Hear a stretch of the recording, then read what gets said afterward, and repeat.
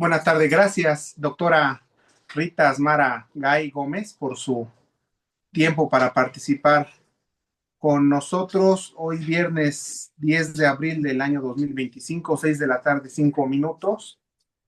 Gracias por su tiempo. Recordar que nos conocimos en enero de este año en las instalaciones del ILCE, el Instituto Latinoamericano de Comunicación Educativa en Ciudad de México, en el marco de un aniversario del gran y prodigioso poeta nicaragüense Rubén Darío, y fue donde establecimos el contacto. Gracias por su tiempo, doctora Asmara, enteramente agradecidos para escuchar su conferencia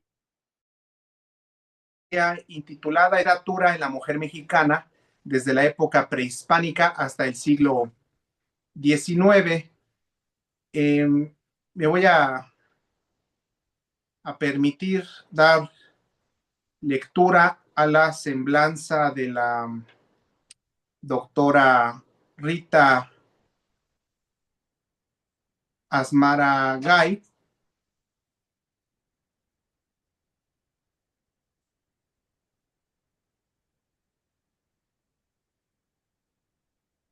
quien nació en Ciudad de México, es profesora e investigadora en la licenciatura en Humanidades y Narrativas Multimedia en la Universidad Rosario Castellanos, miembro del Sistema Nacional de Investigadoras e Investigadores, doctora en Investigación y Creación Literarias, área novela por el Centro de Cultura Casalam, maestra en Apreciación y Creación Literaria por el Centro de Cultura Casalam y licenciada en Ciencias de la Comunicación por la Universidad Nacional Autónoma de México.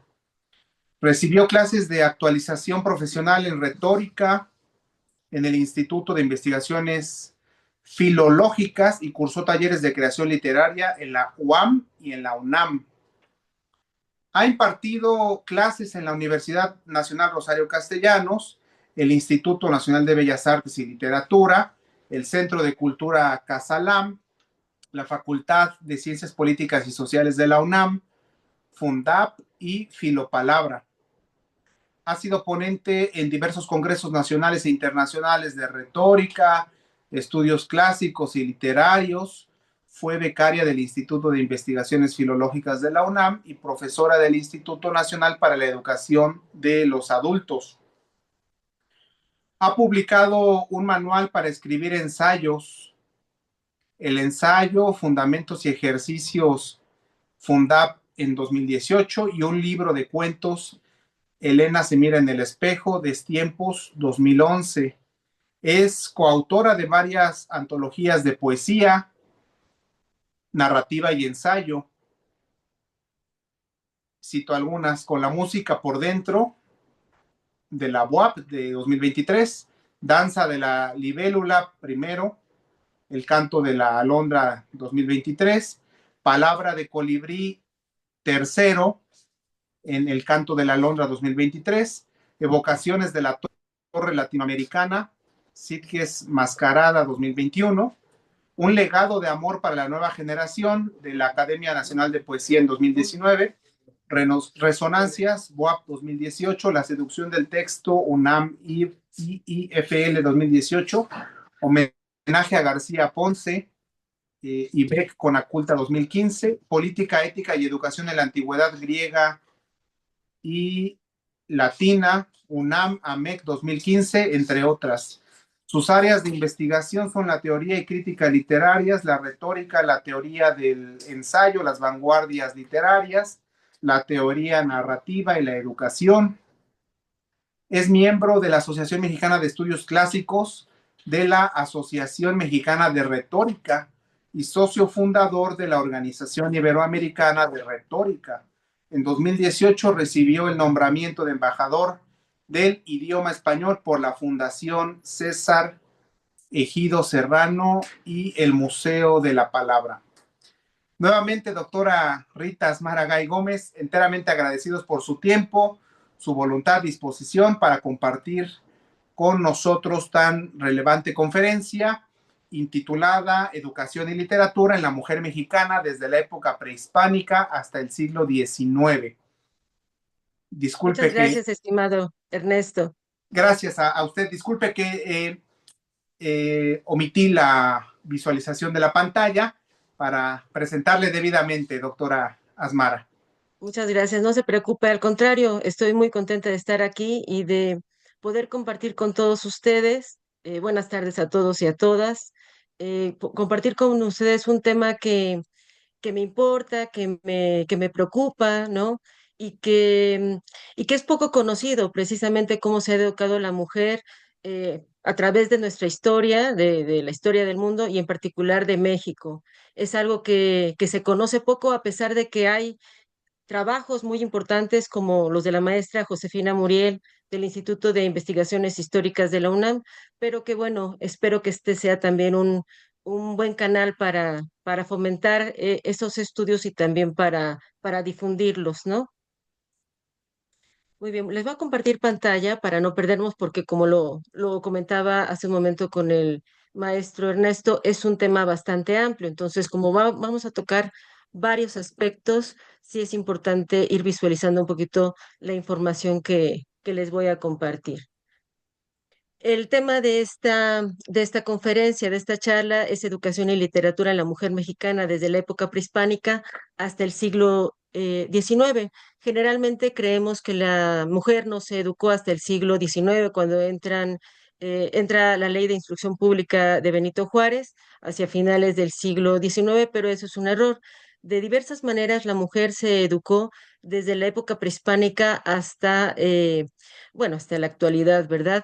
En diferentes contextos, con diferentes metas, con diferentes funciones, pero la mujer siempre estuvo educada desde nuestra antigüedad prehispánica. Solamente que quien lo ha transmitido, de alguna manera, la educación han sido pues los hombres, ¿verdad? Y no parece tan relevante el tema educativo de la mujer. Precisamente por eso, como subtítulos, he puesto también a esta charla Raíces del borramiento de las mujeres en México. Solo con educación, evidentemente, hay literatura. Si no hay educación, no habrá literatura, ya que la literatura conlleva teoría y técnica para su composición. Y las mujeres que les voy a presentar también, que han sido parte de nuestra historia, sabían obviamente estos principios estéticos para componer su propia literatura. Y como primera parte, les voy a platicar un poquito de cómo era el mundo indígena y he dividido también algo que se me estaba olvidando en tres partes esta charla. Una parte va a tratar del contexto histórico educativo, otra parte va a tratar el contexto literario, o sea, cómo se crea la literatura en su momento, en cada época, y algunas referencias de escritoras destacadas también. Las mujeres en el mundo prehispánico, ¿cómo viven las mujeres en el mundo prehispánico? Obviamente es una sociedad muy tradicional, muy moral. Las sociedades prehispánicas, en particular la que más se ha difundido es la cultura mexica. Y bueno, es la base también de esos estudios sobre cómo se va a desarrollar la mujer o los papeles, los roles designados en cada casta, ¿no? En cuanto a los mexicas, poseen el papel tradicional de esposas y madres de las mujeres. En ellas se deposita el honor de la familia y por tanto actos buenos o actos malos van a ser sancionados o premiados de acuerdo a lo que se esté haciendo, ¿no? Y no solamente ellas, las mujeres van a recibir un castigo si se comportan mal, sino también los miembros de su familia, desde alguna sanción económica o algún castigo corporal o incluso la muerte. Así que las mujeres debían sujetarse fuertemente a las normas morales, como eran los principios básicos de la sociedad mexica. Debían de actuar también con su clase social, es decir, las mujeres deben comportarse de cierta manera, pero además deben de comportarse de acuerdo con su casta social, ¿verdad? También deben vigilar la moral en su casa, ¿no? Transmitir la religión, cuidar a los hijos. Deben ser sobre todo fieles, obedientes, cumplir su destino con dedicación, sumisión y abnegación, sin crítica, obviamente, al sistema al que pertenece. En las castas, las mujeres pertenecen a distintos estratos. Están las pipiltin, que son las nobles. Están las masehualtin, que es el grupo de personas tributarias, ¿no? Las que rinden tributo a los nobles, las que pagan de alguna manera con especie y trabajo su existencia en esta época. Y las tlacotin, que eran las esclavas. En cuanto a las nobles, las mujeres de clase alta aprendían a leer y a escribir también y tienen un papel importante en las relaciones sociales y políticas de su momento.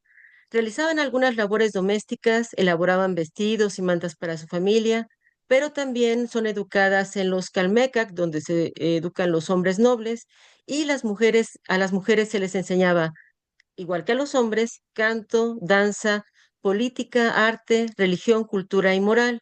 Retórica también se les enseñaba. Esta enseñanza es muy importante porque las mujeres nobles deben estar preparadas para todo tipo de intercambio verbal, comunicativo, porque eran parte de los pactos como mercancía, de alguna manera se les trataba a las mujeres en la época prehispánica, ya que eran regaladas o casadas para conseguir pactos con los señoríos vecinos. Entonces, por su propio estatus, porque eran parte de la situación de beneficio para su provincia, para su región, era importante que las mujeres supieran escribir, supieran danza, supieran política, arte, etcétera, etcétera, ¿no? Y sus esposos son polígamos precisamente por esos pactos que se necesitan con los señoríos vecinos.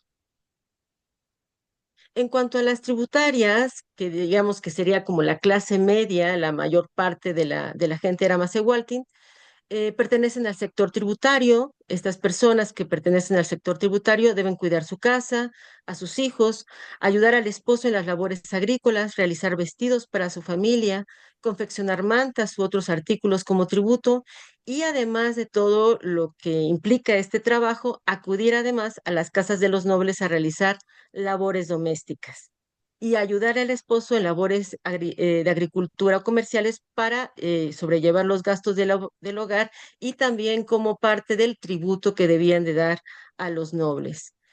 A diferencia de las mujeres, de los esposos de las mujeres pipiltin, las mujeres masigualtin tienen por esposos a hombres monógamos. Y el adulterio en todas las castas, pero especialmente en los masigualtin, va a estar severamente castigado. Entonces, eran monógamos precisamente de manera fuertemente moral. Y otro estrato, el penúltimo estrato social de la época prehispánica es la tlacoti, que son las esclavas. Se dedican generalmente al hilado de tejido, al servicio sexual también, y también podían ser destinadas a los sacrificios. Llegaban a esta condición por dos vías básicamente, como productos de la guerra, o se volvían esclavas para pagar alguna deuda que contrajo su familia.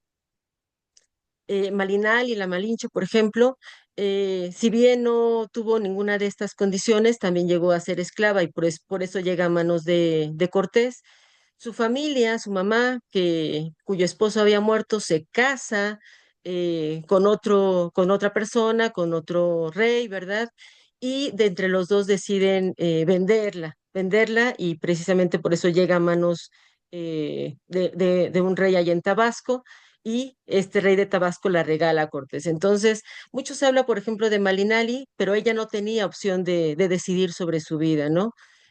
Más bien, así tenía que hacer lo que se le dijera porque era esclava que había llegado, como les estoy comentando, a través de ser vendida por su familia, vendida, regalada por su familia. Y el último estrato social son las aguname, que son mujeres públicas, y sobre lo que se dice de estas mujeres, de estas prostitutas, no queda muy claro cuál era su función o si la función era permanente en toda la época prehispánica. Para algunos historiadores, las mujeres públicas tienen una función importante, sobre todo visualizada en las fiestas religiosas. Para otros están prohibidas casi todo el tiempo, salvo en alguna época donde, sobre todo en los sacrificios humanos, donde cuatro eran entregadas a los hombres que iban a ser sacrificados 15 días antes para que no vivieran de manera tan dolorosa su muerte, ¿no? Para que olvidaran un poquito el dolor de su muerte. Entonces, estos son los cuatro estratos en que viven las mujeres. Y había pena de muerte también para las mujeres por romper la castidad, por adulterio, para las mujeres de todas las castas, para los hombres más iguales y tributarios, sobre todo porque eran monógamos, por abortar y por practicar el aborto. Esto es un poquito el contexto en el que están viviendo las mujeres prehispánicas.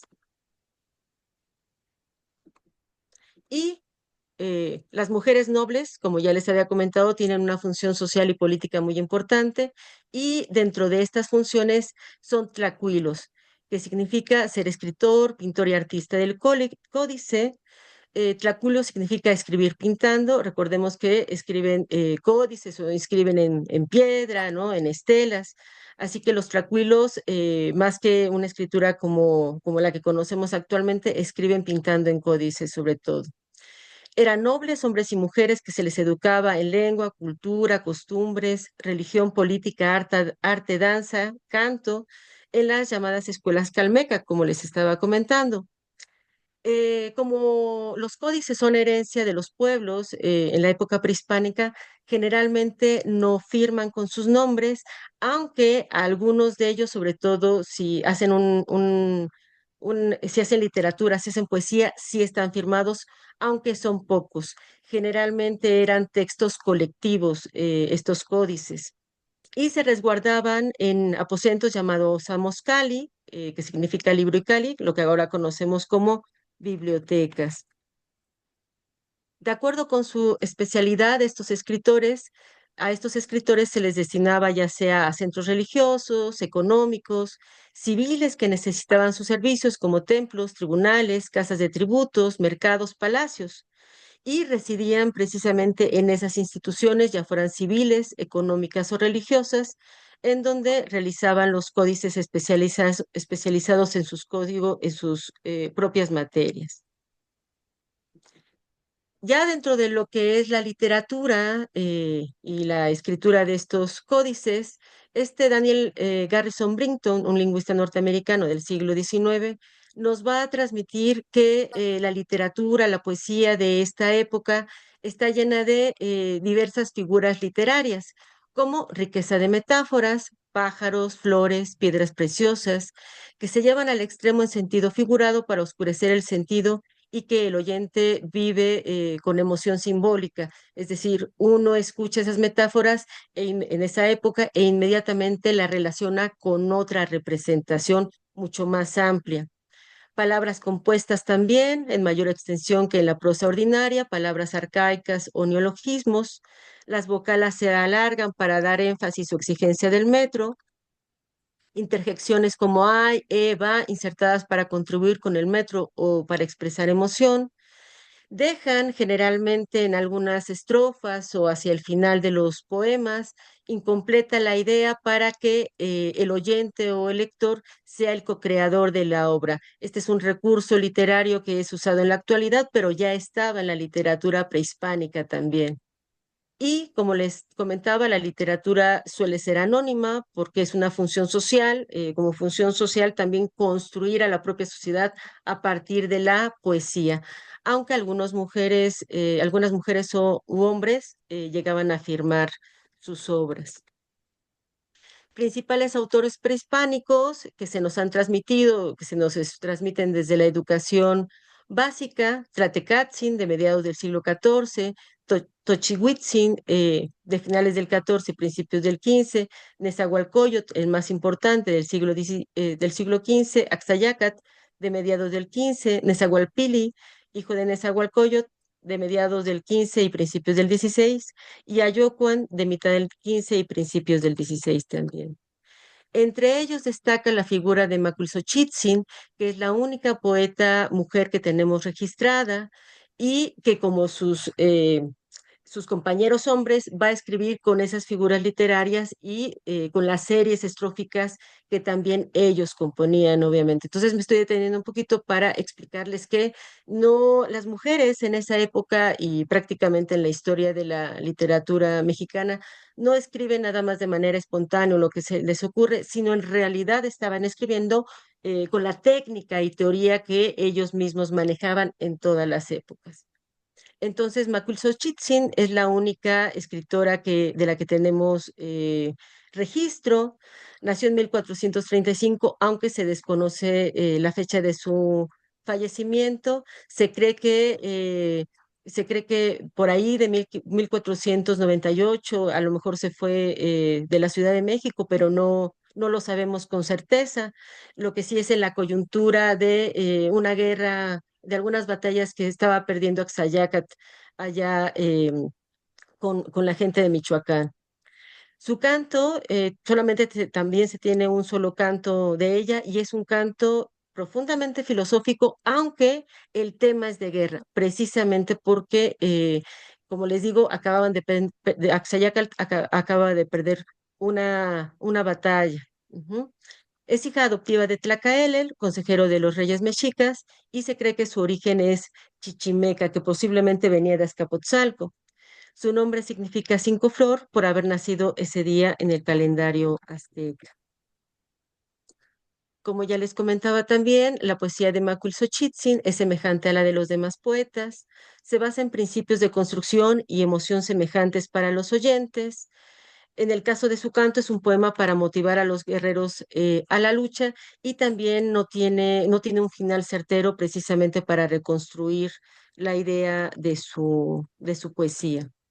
Les puse un fragmento del canto de Macuilxochitzin que dice: Axayacatzin, tú conquistaste la ciudad de Tlacotepetl, allá fueron a hacer giros tus flores, tus mariposas.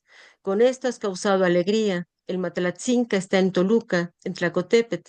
Lentamente haz ofrenda de flores y plumas al dador de la vida. Poda los escudos de las águilas en los brazos de los hombres, allá donde arde la guerra, en el interior de la llanura con nuestros cantos, como nuestras flores, así tú, el guerrero de cabeza rapada, das alegría al dador de la vida. Se observan, obviamente, entre los recursos, las metáforas, también el paralelismo, ¿verdad? Eh, y obviamente también la simbología de lo que representa el Dios como dador de la vida, y algunos regionalismos también. Esto, bueno, en cuanto a lo que tenemos como registros de las escritoras de la época prehispánica, Macuilxochitzin no es la única, también se cuentan de algunas esposas de reyes que escribían, que eran poetisas destacadas, pero que no tenemos precisamente los registros, nada más se llegan a contar como anécdotas. En esta segunda parte les voy a compartir un poco de cómo se va dando la escritura y la educación desde la colonia hasta fines del siglo XIX. Generalmente pensamos en colonia y sabemos, viene la referencia a Sor Juana, aunque Sor Juana no es ni la primera escritora de la colonia y tampoco va a ser la única. Hay muchas escritoras en la colonia que ahora se están rescatando, ¿no? Como María Magdalena de Lobacarrío Muñoz, que es una escritora mucho anterior a Sor Juana y es considerada una escritora mística como Santa Teresa de Jesús y además perteneció a la misma orden monástica, los Jerónimos. La literatura colonial, si bien durante la literatura colonial hay también educación indígena, educación y literatura de alguna manera en lenguas originarias, esto pues se desconoce poco y como les comento, se han hecho antologías, Miguel Portilla, Ángel María Garibay nos han transmitido mucho de la escritura que se daba en esa época colonial en lengua indígena, pero bueno, se conoce poco y es importante volver a ella, estudiarla mucho más a fondo. Sin embargo, se dice que la literatura mexicana a partir de la colonia va muy pegadito, obviamente, por la conquista a la literatura española y también la educación va pegada a la literatura, a la educación española. se necesitaba un aval legal de España para decir una palomita de esa educación que se estaba planteando aquí en la colonia para que fuera llevada a cabo, ¿no? Y también por los recursos que se necesitaban. Y además porque los educadores tenían que venir de allá como un hecho, ¿no? Aunque con la excepción de que en estas escuelas se enseñase la cultura y las lenguas indígenas también por cuestiones de evangelización, pues incluso los mismos educadores españoles debían aprender náhuatl, otomí, purépecha para evangelizar. Entonces, antes de enseñar, estos educadores, estos frailes, estas maestras terciarias que van a llegar a educar a niñas y niños, pues tenían que saber las lenguas originarias. Estos primeros educadores van a llegar con ideas renacentistas, con ideas humanistas, antes de una época posterior donde se van a clausurar estas escuelas y donde vamos a tener mayor rigidez educativa y una mayor rigidez de visibilización hacia lo indígena. Están llegando con este libro, Diálogo de la Dignidad del Hombre, de Fernán Pérez de Oliva, que era el rector de la Universidad de Salamanca, y también con el diálogo sobre la dignidad del hombre de Pico de la Mirandola. Esa era la mirada educativa de estos frailes. Entonces, ellos no veían al ser humano, llámese indígena, llámese negro o blanco, o del cual color que fuese, no lo veían como un ser menor, sino como un ser en sí mismo, ¿no? Con la dignidad que le confería el solo hecho de nacer hombre o mujer. Así que con estas ideas tratan de reformular la sociedad con base en el humanismo, esta sociedad naciente mezcla de lo indígena y de lo español. Tratan de conjuntar estas dos razas. Hay evidentemente frente a la literatura y la educación que se está dando en España diferencias, cambios, porque acá la literatura mexicana toma en cuenta aspectos de las propias lenguas y culturas originarias que no van a tomar obviamente en cuenta la literatura española. Entonces, estas primeras literaturas y educación es sincrética de estas dos manifestaciones culturales. Las primeras escuelas en la colonia para indígenas se dan en Texcoco, que en la época de Nezahualcóyotl, Texcoco era la capital del mundo prehispánico, algo así como Alejandría es para el mundo occidental. Este gran rey poeta tenía una biblioteca muy importante, se dice que era muy grande.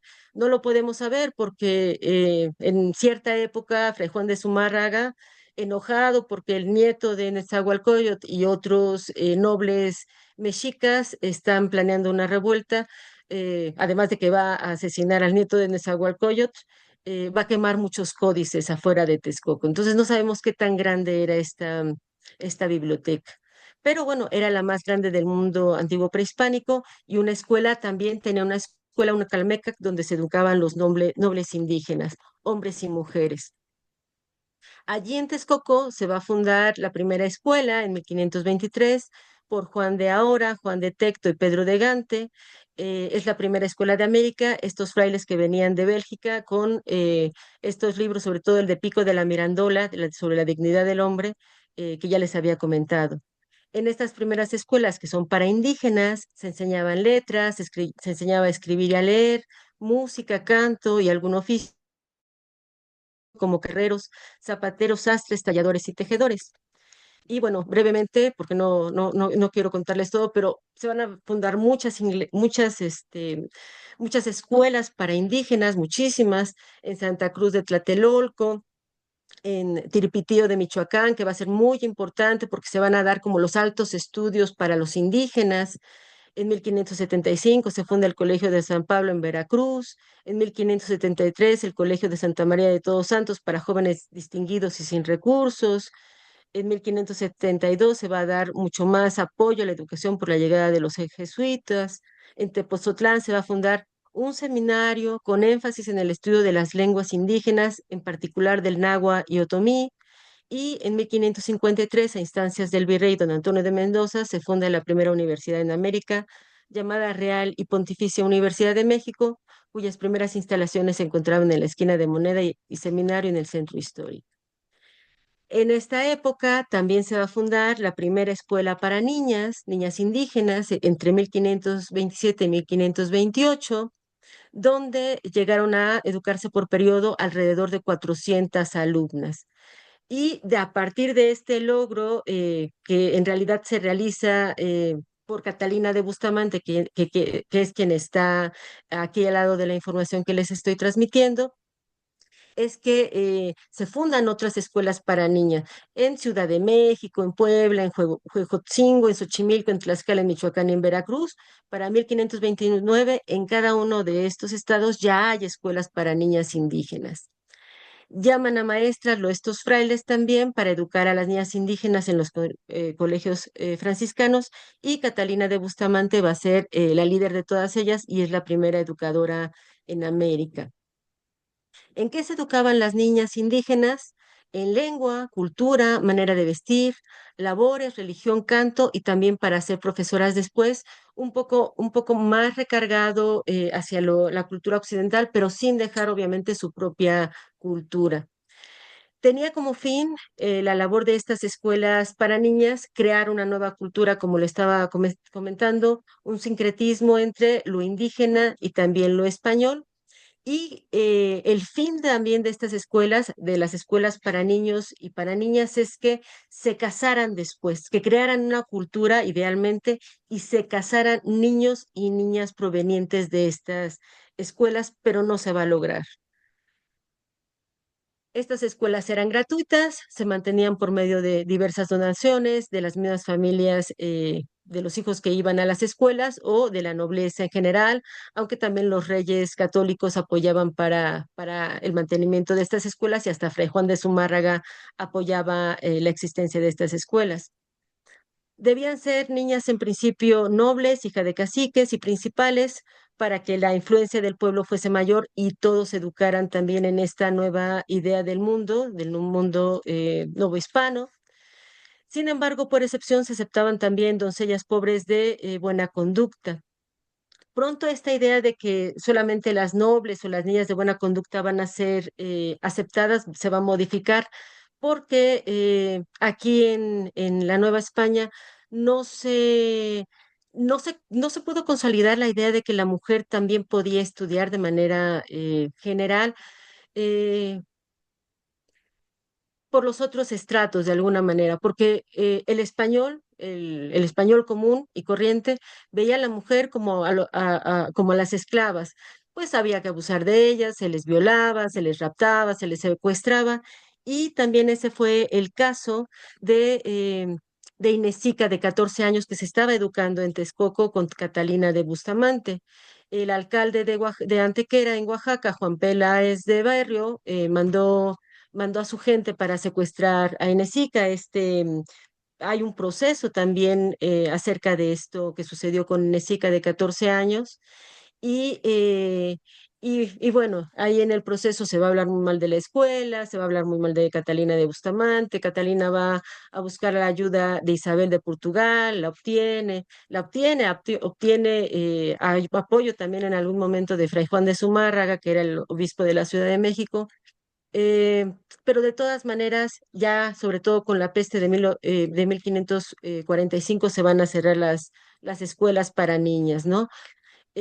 Juan Peláez de Berrio termina encarcelado, va a morir en la cárcel allá en España, es decir, el proceso siguió, y fue encontrado culpable, pero no dejó de ser una mancha para las escuelas de niñas.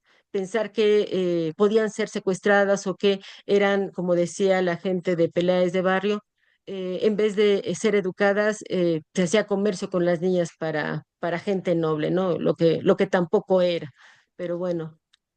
Otra cosa que no ayudó a que se consolidaran las escuelas para niñas indígenas fue la negación por parte de los padres de hijos indígenas para que estos se casaran con las hijas indígenas educadas en las escuelas de la Nueva España, lo que provocaba un cambio en sus costumbres, además de que los muchachos ya regresaban a su casa, veían que su papá era polígamo y ellos se negaron a ser monógamos, ¿no? Querían ser polígamos como sus padres. La pandemia que ya les comentaba de 1545, que ocasionó la muerte de 800.000 personas, entre ellas Catalina de Bustamante, que fue la más defensora para las escuelas de niñas. Y como también les decía, muchos españoles fomentaron el comercio de las mujeres indígenas y entonces pues ya no hubo vuelta atrás, a pesar de que sí hubo algunos intentos por tratar de seguir educando a las mujeres y a las mujeres indígenas. La mujer de esta manera, la mujer indígena sobre todo, siguió siendo una mercancía, pues los padres de las niñas indígenas, al no recibir lo prometido para sus hijos, se sintieron traicionadas y dejaron de mandar a sus hijas a la escuela. Y las mujeres de estratos más pobres durante la época de la conquista fueron utilizadas como esclavas sexuales y concubinas de los vencedores también. Como ejemplo, les traje un ejemplo bastante fuerte, ¿no? Isabel de Moctezuma, hija del emperador Moctezuma y de Teotlacho, la casaron primero con su tío Cuitláhuac. A la muerte de este, quien falleció de viruela, la casaron con su primo Cuauhtémoc, el último emperador azteca. A la muerte de este se convierte al cristianismo, su nombre real no era Isabel, era Tecuipo Izquizochitl, y adoptó el nombre de Isabel de Moctezuma a instancias de Cortés. Cortés se la lleva a su palacio y mientras piensa con quién va a casarla, tiene una hija con ella, Leonor Cortés, pero ella, Isabel de Moctezuma, nunca va a aceptar a esta hija porque era un deshonor para ella. Finalmente Cortés la casa con Pedro Gallego de Andrada, quien fallece pronto, aunque sí tiene un hijo con él. Luego ya se casa por decisión propia con Juan de Cano Saavedra, con quien tiene 5 hijos. Es decir, al final ella decide, pero también fue a partir de una carta que manda a los reyes tratando de recordarles el honor, de recordarles quién era ella, pero en un principio también ella fue objeto como mercancía por parte de Cortés de alguna manera. Entonces, esto es lo que se vive en la época ya colonial, lo que viven las mujeres indígenas en la época colonial. En los siguientes siglos, la educación de las mujeres en el barroco, siglo XVII y siglo XVIII. En general está prohibida la educación para las mujeres. Se llegan a educar, se educan en conventos o con amigas, como ahorita lo vamos a ver. Se educan en lectura más que en escritura, se educan en religión, en el catecismo, porque leer de manera directa la Biblia también está prohibido. Se educan en buenas costumbres y en labores domésticas que también aprenden en los conventos. Aprenden a leer más que escribir. Se crean escuelas particulares, especie de casas de amigas, que educarán a las niñas en la lectura, escritura, religión, buenas costumbres y labores domésticas, como la cocina, el hilado y el cuidado de la casa, pero estas casas de amigas no tienen reconocimiento oficial. Estas casas de amigas solamente pueden ser educadas criollas o peninsulares. El costo es más bajo que el del convento y también estas amigas que son maestras pues tratan de demostrar que no están educando porque necesitan el dinero, sino porque les gusta educar. Las mujeres que no recibían ningún tipo de educación se suelen casar a los 12 años, pues una edad muy, muy joven, obviamente. Las mujeres que no se casan, las mujeres que padecen pobreza, suelen ser destinadas a casas de recogimiento, albergues temporales donde se supone que se les educa.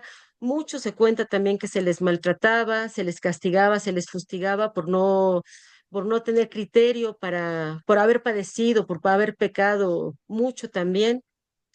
Las mujeres también podían dar clases de música, piano, canto, ser amigas para la enseñanza de las niñas, pero se sobreentendía que no necesitaban el dinero, sino que hacían por gusto, porque si necesitaban el dinero, se les consideraba que estaban en un nivel inferior de economía y por tanto eran mal vistas y se les rechazaba socialmente a estas mujeres educadoras.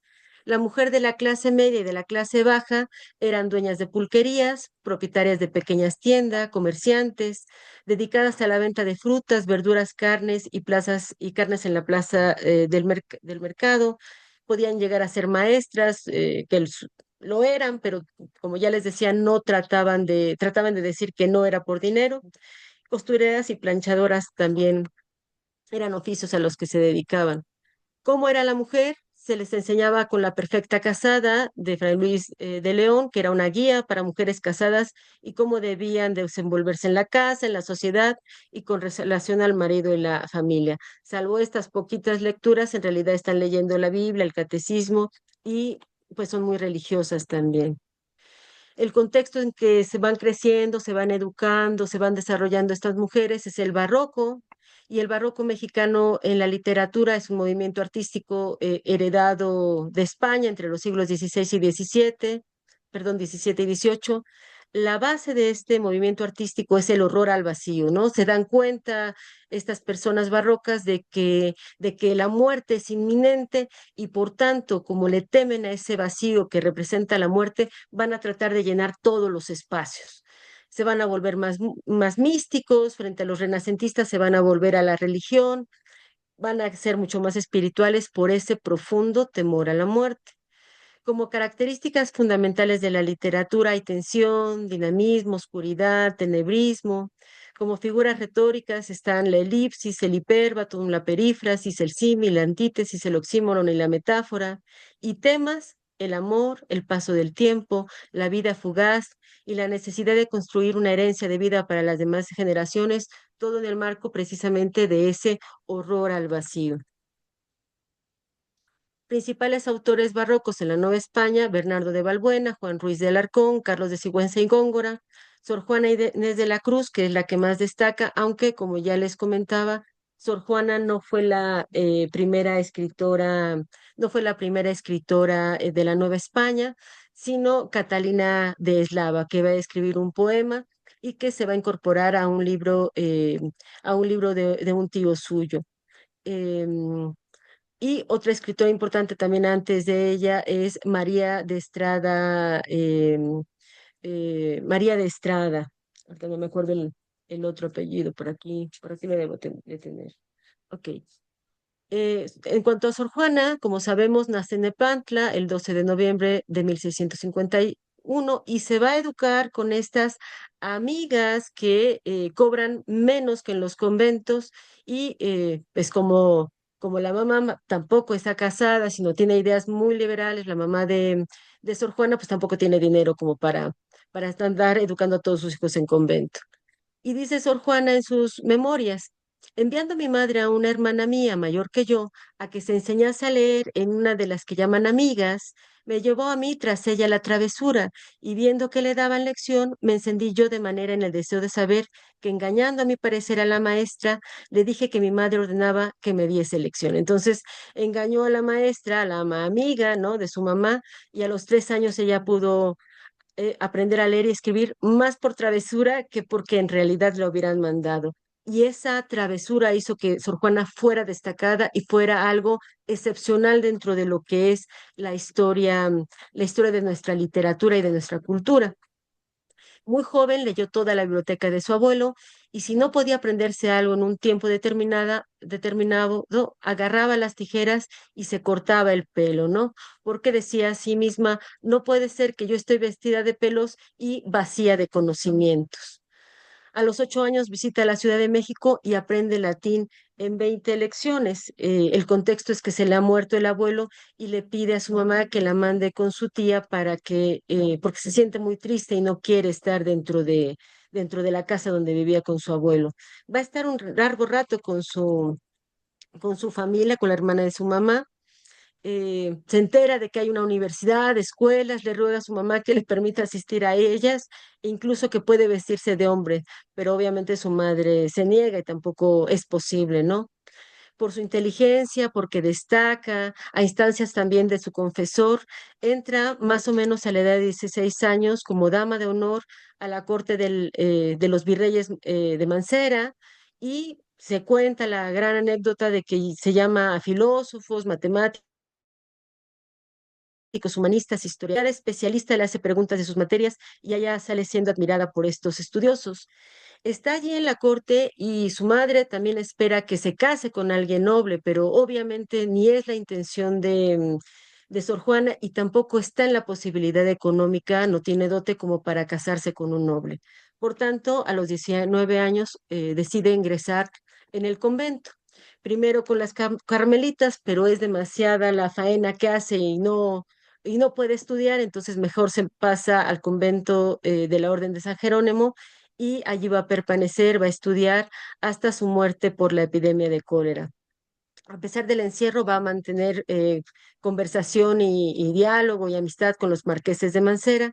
Se dice que en su celda llegó a tener 4.000 volúmenes, 4.000 libros, y se podían encontrar en su celda también instrumentos musicales, mapas, aparatos de medición, conocimientos profundos de astronomía, matemáticas, lengua, o sea, de todo quiso leer, quiso especializarse, profundizar Sor Juana.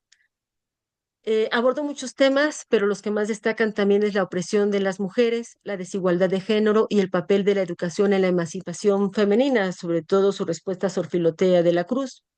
El feminismo es un tema recurrente, es la primera mujer que va a estudiar, que va a dialogar sobre un intento de feminismo en nuestro país. Habla sobre que las mujeres tenían el mismo derecho que los hombres a recibir una educación y a participar en el ámbito intelectual. Para ella, la ignorancia era la principal causa de la opresión de las mujeres y abogaba por la ampliación de los derechos y oportunidades educativas para las mujeres. Pero la iglesia la va a censurar, va a ser sometida a un interrogatorio por parte de la Inquisición y va a ser obligada a abandonar la escritura y a renunciar también a sus opiniones feministas.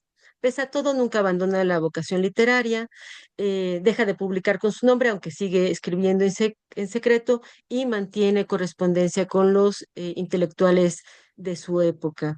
Destaca, por supuesto, frente a la adversidad y al mundo en el que ella vive, pues mucho valor y mucha fortaleza para romper con su propia vida las barreras impuestas por la sociedad de su época y para ser alguien diferente dentro de una sociedad demasiado cerrada para la educación de la mujer. Van a desaparecer las escuelas para varones indígenas, sobre todo cuando el grupo dominante se asienta en la colonia y la educación se va volviendo más exclusiva para hombres españoles y criollos en el siglo XVII. En el siglo XVIII ya prácticamente no hay escuelas para indígenas porque la población ya está evangelizada, ya no sienten que se necesita porque ya también se habla de alguna manera español de manera general y a la corona española y a los españoles no les interesa realmente educar ya a los indígenas. Sin embargo, en 1753 es fundado el Colegio de Nuestra Señora del Pilar por María Ignacia Villaflor de Echeverque, la primera escuela pública de la Nueva España, aunque tiene un carácter religioso, y en 1767 es instituido el Colegio de las Vizcaínas, que además de ser un colegio de niñas, también fueron admitidas algunas señoras adultas para educarse en algunos oficios. Se inaugura primero como escuela de niñas españolas y después se abre para niñas mestizas e indias. Se enseñaba doctrina cristiana, oficios, historia, aritmética, álgebra, geografía y latín, aunque estas niñas también, a pesar de que se va abriendo la posibilidad de que niñas no solamente españolas, sino mestizas e indias estudien, las niñas que asisten también generalmente llevan a sus criadas indígenas o negras para que las acompañen, no para ser educadas, sino para que las atiendan. En el siglo XIX va a haber la gran transformación.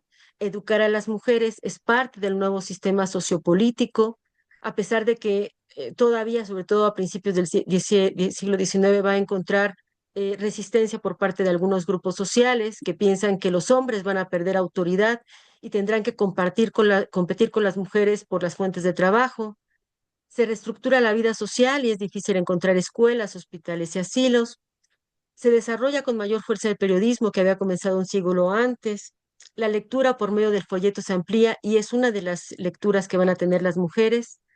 Tienen pocas lecturas, siguen teniendo muy pocas lecturas las mujeres en esta época, salvo el misal y el periódico. Las mujeres no tienen muchas opciones de lectura.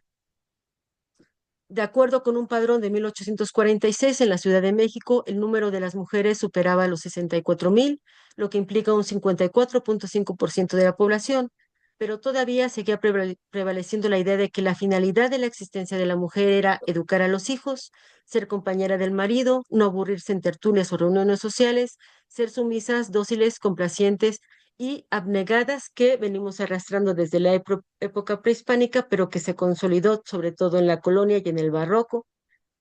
Planchar, lavar, administrar la casa y criar a los hijos son sus actividades. Las mujeres siguen sin trabajar, salvo viudas o desamparadas, y si trabajan sigue siendo mal visto porque no tienen un marido, porque no tienen una situación cómoda como es el ideal de la sociedad de ese momento. Y como objetivos, las mujeres debían ser sumisas, sofisticadas, piadosas, recatadas, decentes, puras, virtuosas, sensibles, obedientes y respetuosas. Sin embargo, se van abriendo escuelas públicas también, se van haciendo muy lentamente, muy poco a poco, cambios en la manera de percibir a las mujeres, que van para adelante y para atrás, tanto en el siglo XIX como en el siglo XX. Se abren escuelas públicas que reciben sobre todo a niños varones y cuando el gasto del erario lo permite, se abren escuelas para niñas, pero van a estar separadas de los niños. En el siglo XIX, las amigas siguen existiendo, aunque en menor medida, y ya tienen prohibido recibir a los niños varones pequeños para separar la educación masculina de la femenina. Hay clases para adultos. En el caso de las mujeres, pueden ser parteras o maestras.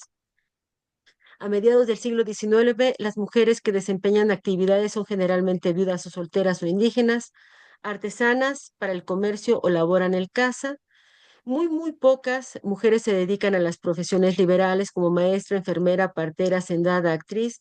Nuestra primera mujer universitaria también es de más o menos 1871 y va a ser una dentista y a esta la va a seguir una médica, pero bueno, ya con Porfirio Díaz. Es decir, van a pasar como 20 o 30 años entre una y otra. Y vamos muy lentamente en la educación para las mujeres. Se establece la educación obligatoria para las mujeres.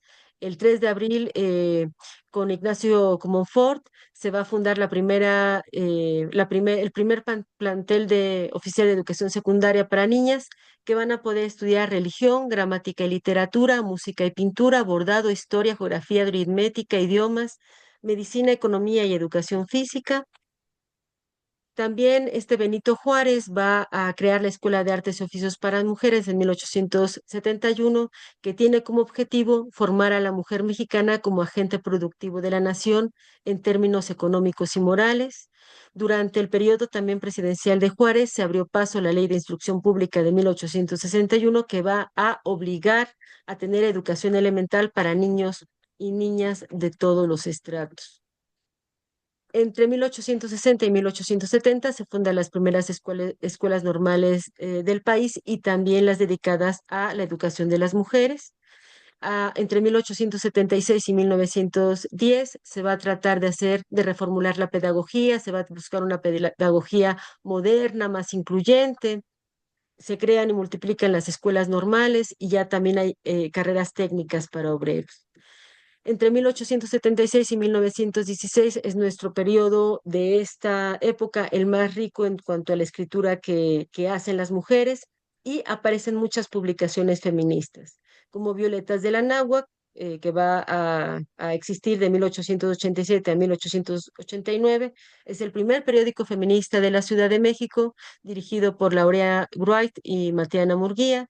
La Siempre Viva, que también es muy conocida, de 1879 y entre otras, La Palmera del Valle, Las Hijas de la Nagua, el ensayo literario, el álbum de la mujer, entre otras. El siglo XIX de México se caracteriza por, obviamente, muchos acontecimientos políticos e históricos, sociales, la independencia, el imperio, la intervención norteamericana, francesa, es un siglo de mucho movimiento político y social, económico también y en este periodo se desarrolla una literatura sobre todo realista y con ecos románticos. Se trata de contar la vida cotidiana, costumbrista, de modo costumbrista. Los personajes suelen ser retratos de personas que están alrededor o del propio autor. Hay paisajismo, se retrata también la vida política e histórica. Lo desconocido también tiene cabida, aunque un poco menos. Manuel Gutiérrez Nájera, por ejemplo, va a utilizarlo bastante, ¿no? Apegado más al modernismo, la imaginación, el misterio, la oscuridad, también por el gusto de Edgar Allan Poe, también se va a desarrollar algo de esta literatura. y se van a dar, tanto en poesía como en narrativa, se van a contar amores imposibles. Como autores destacados de esta época está José Joaquín Fernández de Lizarde, nuestro primer escritor profesional, es decir, el primero que va a cobrar por escribir.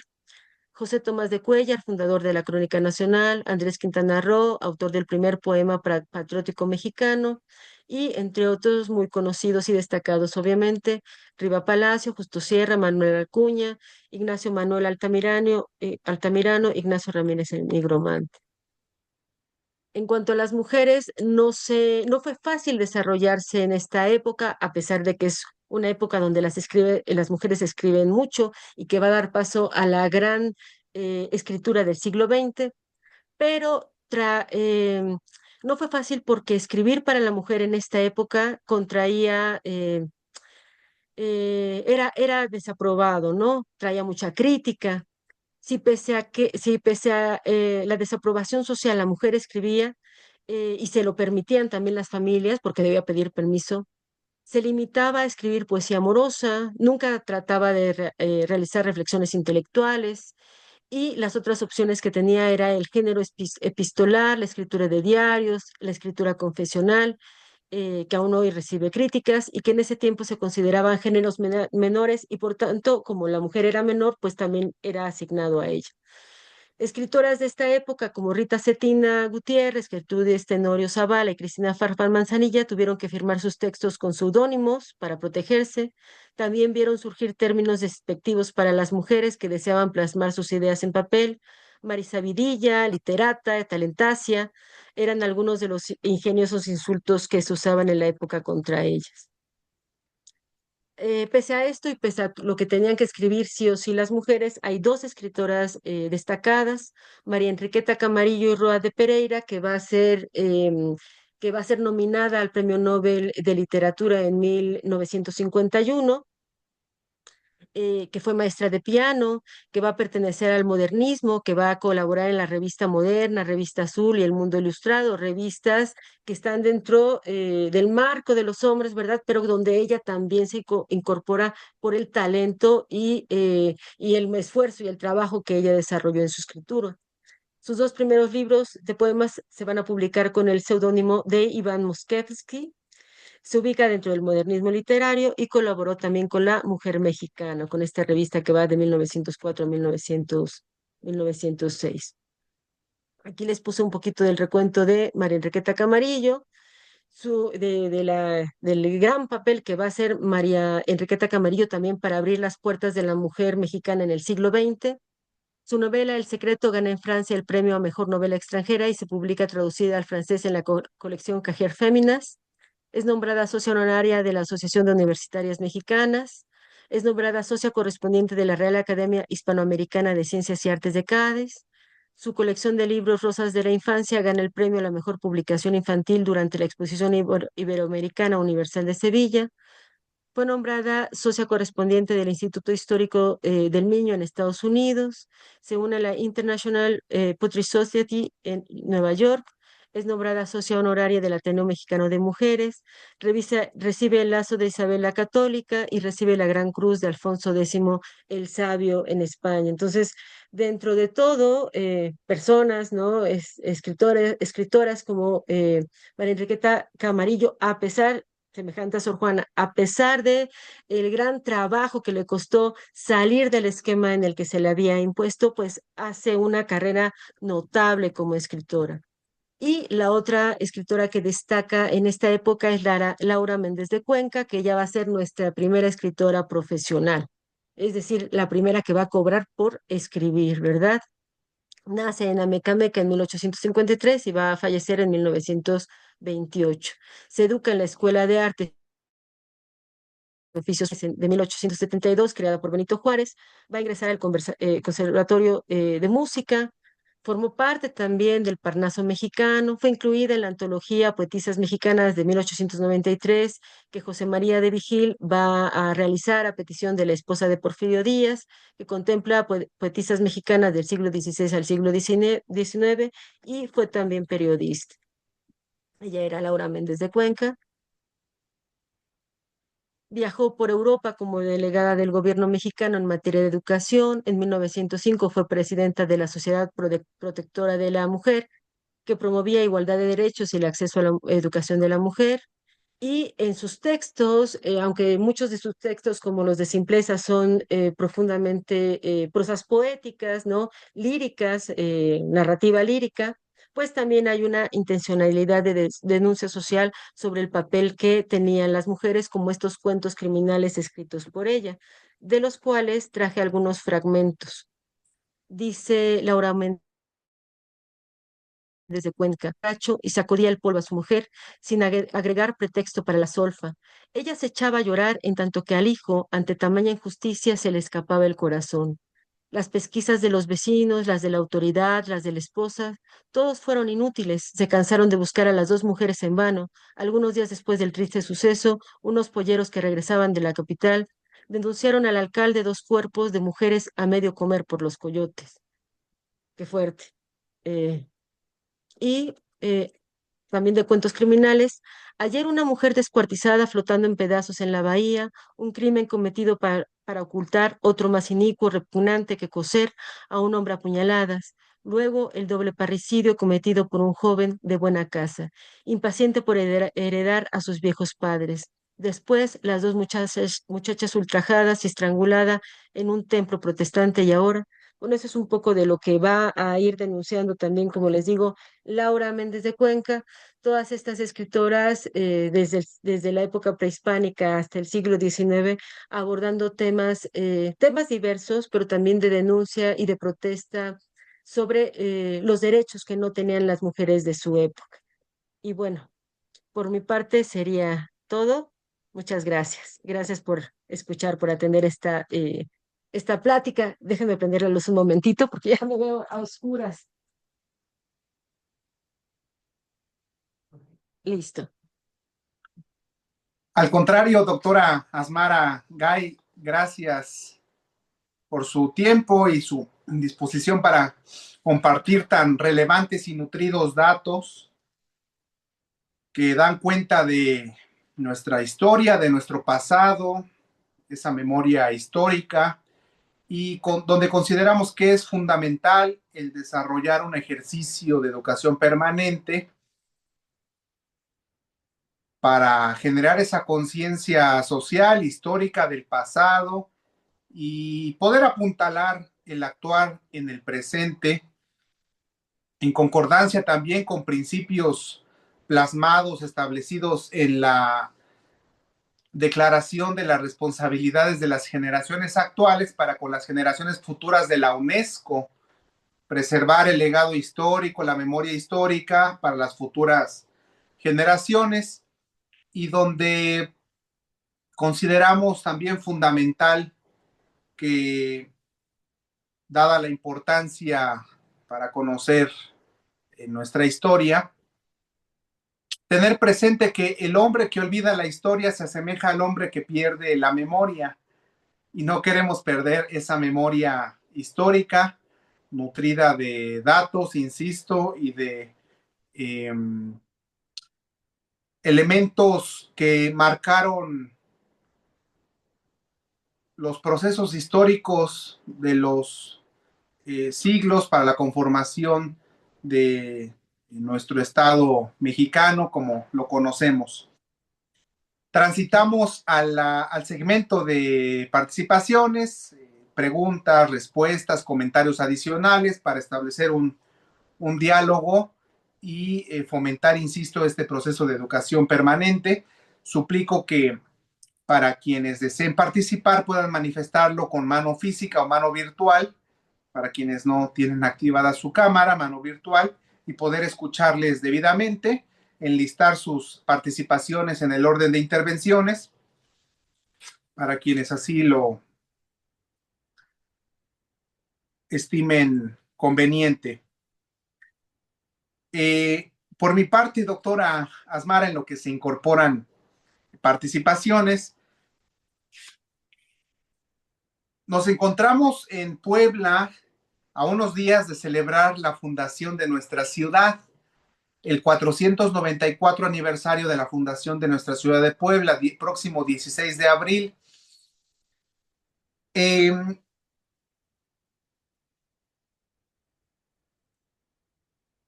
¿Cuál considera usted, doctora Asmara, que serían los aspectos eh, que las mujeres en el presente, en este siglo, deben considerar en el proceso fundacional de las ciudades, no solo de Puebla, no quiero tener una visión reduccionista, en todo el país, para conformar, para establecer las fundaciones de la ciudad, de las ciudades del país, digamos, aspectos fundacionales y en el presente con ese espíritu de conservación de la memoria histórica, del patrimonio edificado, histórico, bibliográfico.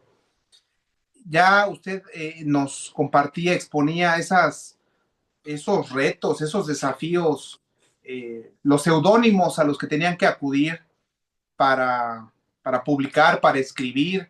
Hoy sí existen otros retos, otros desafíos complejos, algunos de ellos, pero en ese contexto de la fundación de nuestras ciudades, contexto fundacional, con todo este proceso histórico, ¿qué elementos deben tener las mujeres en el presente, insisto, para preservar memoria histórica, patrimonio edificado, histórico, bibliográfico? Me permito decir para lo que resta del presente siglo XXI, doctora Asmara.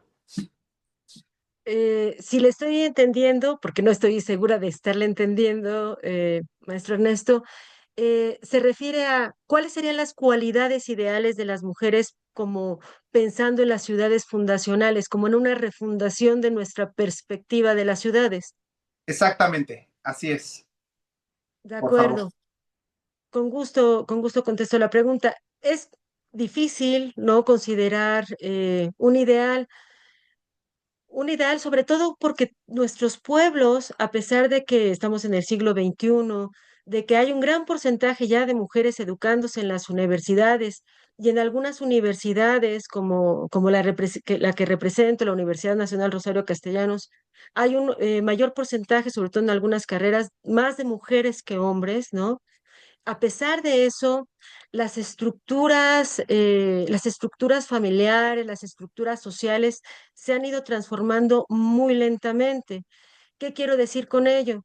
Que seguimos arrastrando de alguna manera dejos del pasado, tratos, em, visiones, perspectivas de la mujer, de lo que para la sociedad sigue representando la mujer.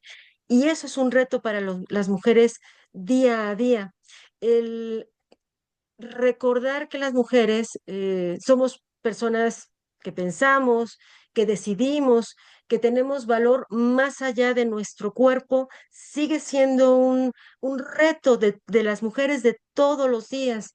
Entonces, pienso que pensar en la refundación de una ciudad a partir de qué es la mujer tendría que visualizar una perspectiva de sociedad muy diferente.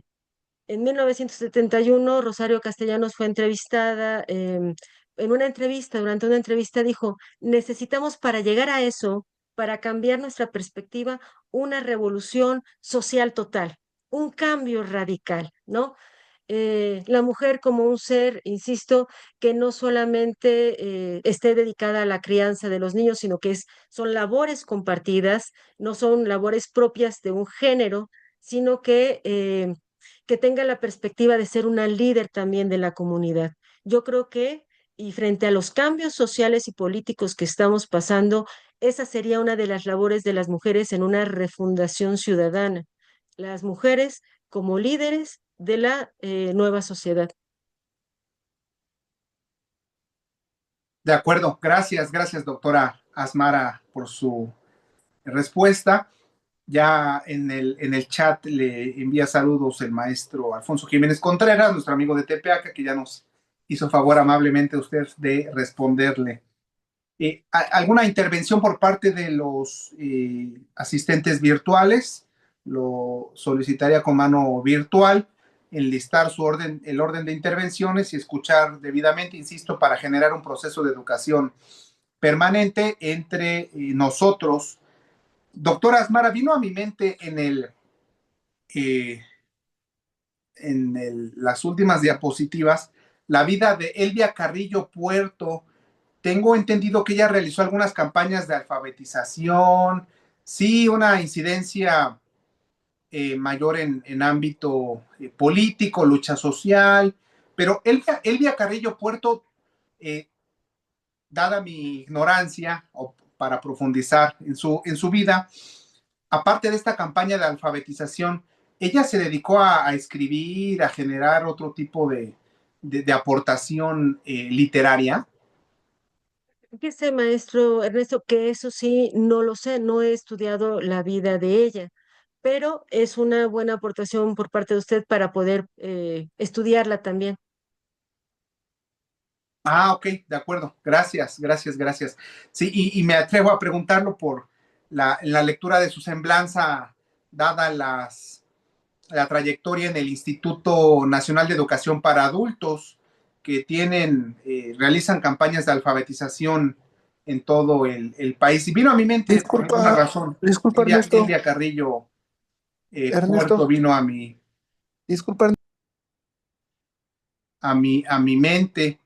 Yo Eh, estuve perdón que lo interrumpa, yo estuve en el Instituto Nacional de Educación para Adultos en 1998, hace mucho, mucho tiempo de eso. Yo daba clases ahí en la iglesia de San Jacinto en San Ángel. Allí era donde educábamos a adultos de todos los estratos. Me acuerdo de un señor muy grande que batallaba mucho con el alfabeto, ¿no? Tenía 80 años y decía, no me puedo quedar así, no me puedo morir siendo un ignorante a los 80 años. Gracias. Sí, sin duda es cuestión de voluntad el decidir romper esa barrera biológica y que no sea una limitante. Gracias, doctora Asmara. Solicita el uso de la voz, me parece, Eduardo Ruiz Ortiz. ¿Nos apoyas activando tu micrófono, por favor, para escucharte debidamente? Hola, muy buenas noches, Ernesto, doctora Rita. Mi pregunta para usted, y ¿qué tan probable sea que las mujeres hayan escrito o estén detrás de los escritos publicados a través del anonimato? Lo planteo esta pregunta porque en una de sus diapositivas y todo ese marco histórico desde la parte prehispánica, en donde eran escritos colectivos, no eran tan individuales, salvo honrosas excepciones, y todo ese transcurso histórico hasta nuestro presente, pero que había escritos de diferente índole, temas y circunstancias de temas, cualquiera se firmaba por el anonimato. Obviamente por y para evitar las represalias del poder. Entonces, ¿qué tan probable o qué tan seguro podemos estar de que atrás de ese anonimato la firma real hayan sido mujeres? Obviamente también hombres, sin duda, pero ¿qué tal mujeres en ese anonimato? Entonces, no sé si hay algún estudio, alguna línea de investigación o usted nos podría complementar con esos datos. Bueno, pues muchísimas gracias, doctora, y excelente ponencia y escucharla hace también como hombre repensarse esas ideas de que las mujeres no deben de estar a perpetuidad en esos paradigmas que nos han impuesto de que las mujeres solamente tienen un papel en casa. No, no necesariamente. Tienen que ejercer y estar presentes también en, en estos ámbitos profesionales. Y que también, pues, invito a que mujeres que estén ahí, pues, hagan preguntas. Muchas gracias. Gracias. Eduardo, ¿verdad? Sí, Eduardo Ruiz. Mucho gusto, Eduardo Ruiz. Pues tienes toda la razón. En realidad no podemos distinguir hombres de mujeres porque son anónimos, pero obviamente lo escribían tanto hombres como mujeres. Hay algunos datos que nos comparte también la maestra Josefina Muriel del Instituto de Investigaciones Históricas, donde señala que no solamente las mujeres nobles, las pipiltin, sabían escribir y leer, sino que algunas mujeres masiguales también escribían y se dedicaban a transcribir algunas cuestiones tanto en templos como en el ámbito tributario. Entonces, no solamente con predominio obviamente de las mujeres nobles, sí, escribían, leían y era parte de su función de la existencia, pero también para recordar cuestiones morales o cuestiones políticas, también las más iguales. Y estos textos obviamente son anónimos, no solamente porque los escribían las mujeres, en realidad eso no tenía tanta importancia en aquella época.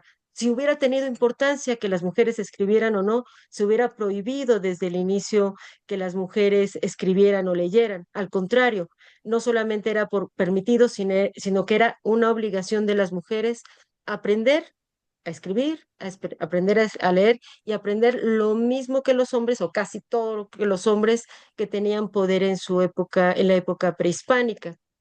Entonces, sin duda, muchos de los textos fueron escritos por mujeres, muchísimos. Muy amable, doctora Asmara Gay.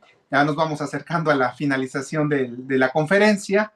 Nuevamente invitar, si alguien desea intervenir, favor de solicitarlo con mano virtual. Doctora Asmara, ¿en el país existirá alguna biblioteca que sea de su conocimiento, o de lo contrario la podemos impulsar, alguna biblioteca que concentre o que su principal motivación, espíritu, sea el albergar, difundir, divulgar patrimonio, sí, bibliográfico, literario, eminentemente escrito por mujeres? ¿Alguna biblioteca? En México, tengo entendido, existe la Biblioteca Rosario Castellanos. eh, hay una biblioteca en la que asistimos hace unos años a un evento, pero con ese enfoque de preservar, conservar específicamente bibliografía de mujeres. No la conozco, no la conozco, lo voy a investigar, pero en los últimos años, algunos investigadores de diversas universidades, de la UAM, el Colmex, su servidora y otros investigadores de la Universidad Nacional Rosario Castellanos, estamos haciendo labor en ese sentido por rescatar corpus bibliohemerográfico solamente de mujeres, ¿no? Eh, en el caso de el maestro, por ejemplo, Alejandro Higashi, está trabajando las poetas mexicanas del siglo XX en algunos proyectos. Él es profesor de la UAM y también miembro de la Academia Mexicana de la Lengua. Y la maestra Claudia Posadas, de manera un poquito más internacional, más global, está también rescatando corpus de mujeres, tanto en Europa como en América, ¿no?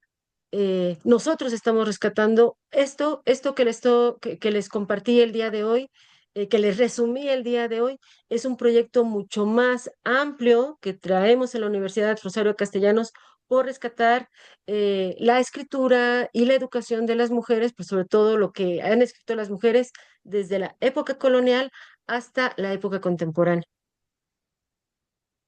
De acuerdo, doctora Asmara, relevante iniciativa que están ustedes impulsando. Gracias. ¿Existirá alguna intervención por parte de los asistentes virtuales? De lo contrario, ya transitaremos a la conclusión. Vino a mi mente también en el desarrollo, al inicio, en el, la cuestión como parte de la línea del tiempo. Aquí en Puebla, la ciudad de Cantona, al noreste, en Tepeyagualco.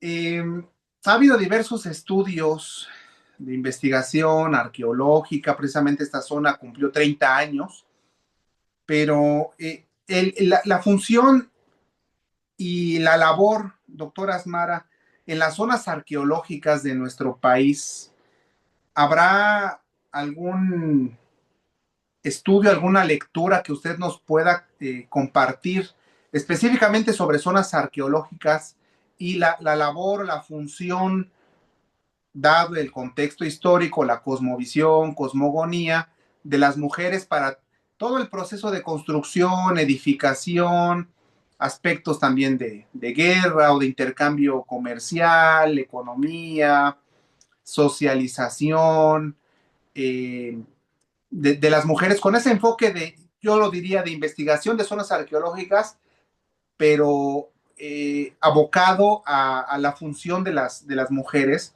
¿Habrá alguna investigación al respecto que usted conozca? Pues la arqueología no es uno de mis fuertes, sinceramente. Más bien la educación y la literatura son mis fuertes, pero para tratar para poder contestar de alguna manera, aunque sea un tanto oblicuamente, les voy a compartir en el chat una de mis referencias que he estado mencionando, ¿no? Bueno, dos referencias, para no dejar de lado la arqueología, que aunque no es mi fuerte, ¿verdad? En algo podría servir. Este es el texto que le he estado citando de la maestra Josefina Muriel, de una destacada investigadora de históricas de la UNAM, y pues a lo mejor este también podría servirles de interés. De acuerdo, gracias, gracias, ya lo registré, ya copié el enlace también para visualizarlo. Muy amable, doctora Asmara.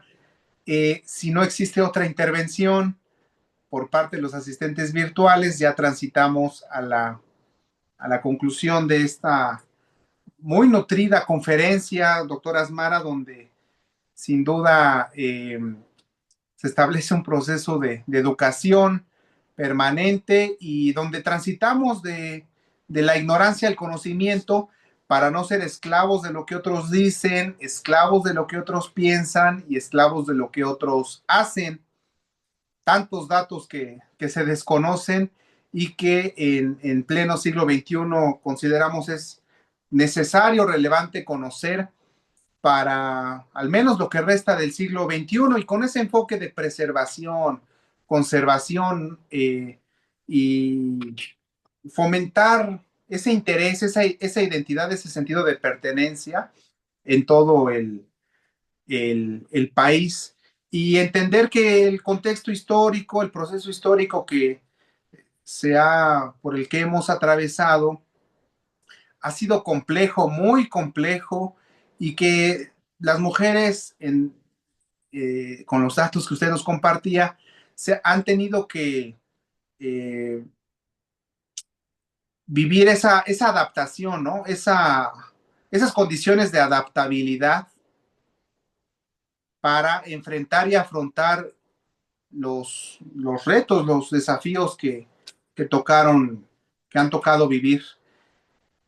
Y creo yo que nutre, el explorar el pasado nutre en sobremanera para robustecer el actuar del presente. Aquí en Puebla procuramos fomentar la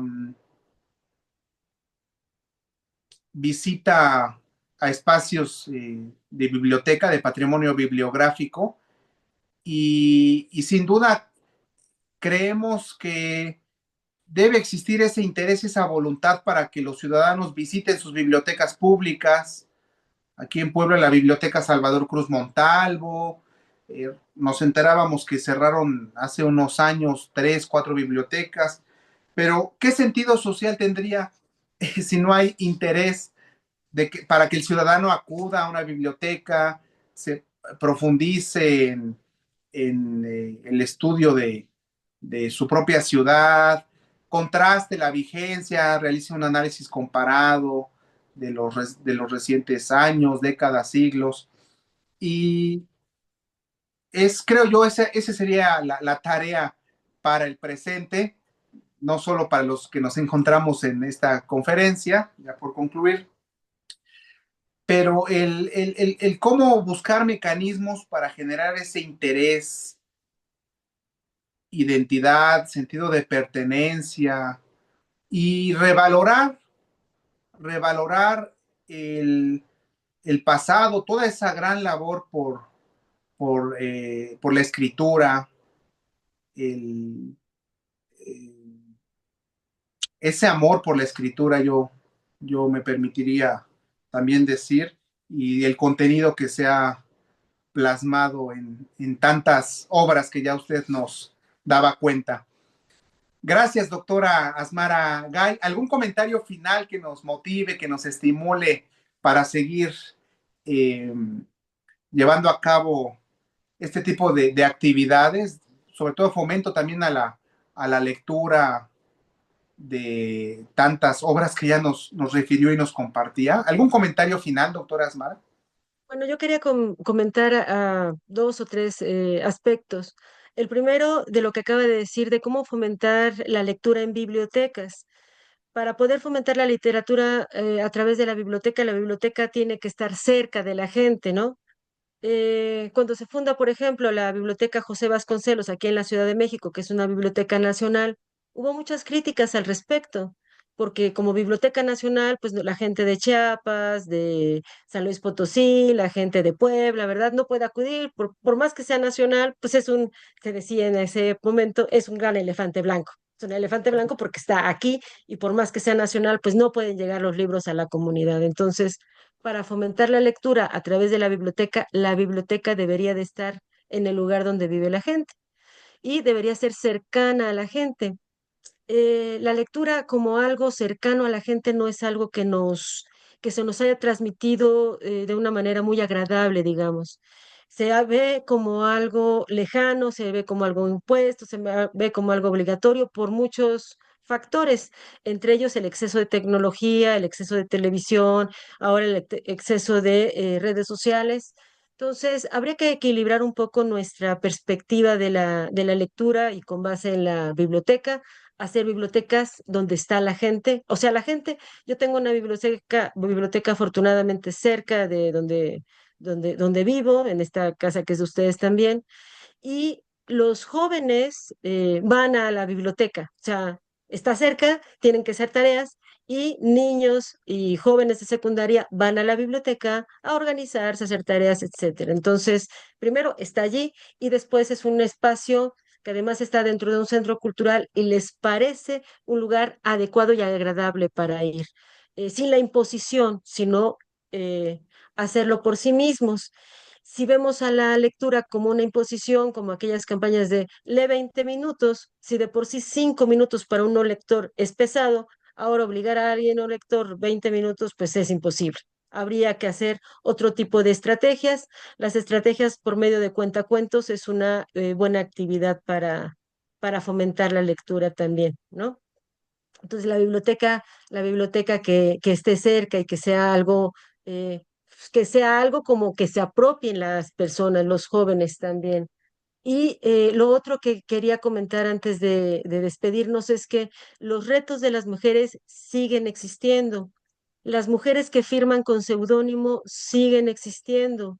La invisibilización de las mujeres escritoras sigue existiendo. Pero es una acción o son acciones que vienen de ese pasado remoto, de la no visibilización de las mujeres y por eso para muchas personas, incluida su servidora, es importante visualizar de dónde venimos, dónde estamos y hacia dónde queremos dirigirnos por medio de este tipo de pláticas.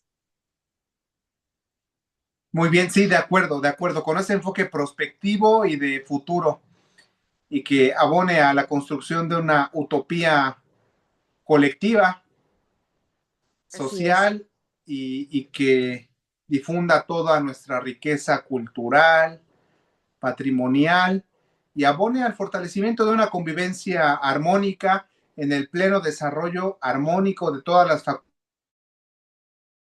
facultades del ser y como lo refiere el artículo tercero constitucional, de que la educación luchará contra la ignorancia y sus efectos, los fanatismos, la servidumbre y los prejuicios. Es fundamental el realizar este proceso de educación. Doctora Asmara Gay Gómez, nuevamente gracias por su tiempo, su voluntad para compartir tan nutridos datos y nos mantenemos en contacto permanente. Profundamente agradecidos, doctora Asmara, con usted. Muchas gracias, al contrario, un gran saludo a todos. Hasta luego, estamos en contacto. Saludos hasta la Ciudad de México. Hasta luego. Hasta luego, Hasta luego. gracias a los dos. Muchas gracias a los dos. Saludos a Gracias. todos desde Tepeaca. Saludos. Hasta luego, buenas noches.